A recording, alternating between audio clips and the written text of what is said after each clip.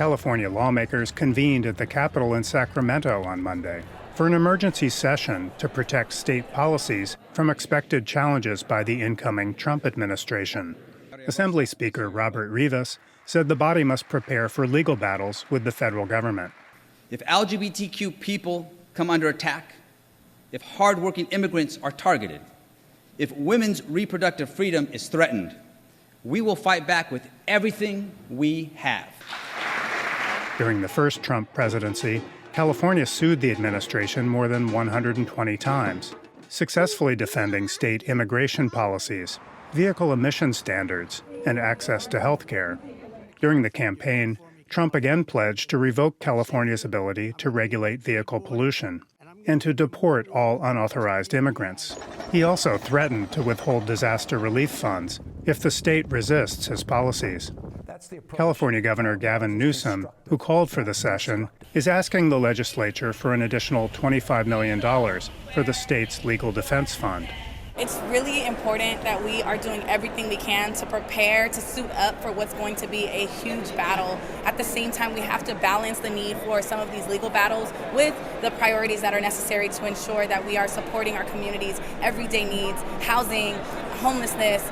The proposed legal fund is coming at a time when California is facing a growing budget deficit, as well as fears of a worsening state economy under Trump.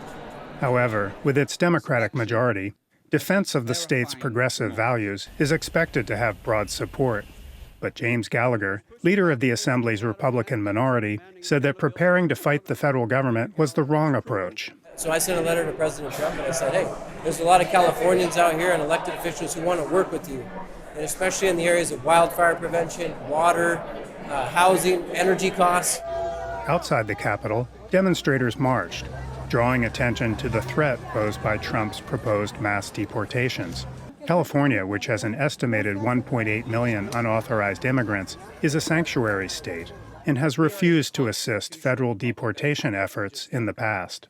Republican Assembly member Bill Asaley says this must end.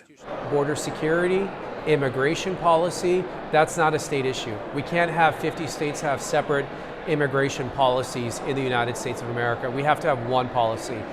The power granted states to resist federal overreach has been used since the drafting of the U.S. Constitution and is intended to protect citizens, says David Carrillo of Berkeley Law at the University of California. To a certain extent, conflict between the states and the federal government is a feature, not a bug. It's anticipated. It's not necessarily something to avoid. It's expected. Sometimes the federal government might be your friend, your sword, or your shield. Sometimes your state might be the one defending you against the federal government.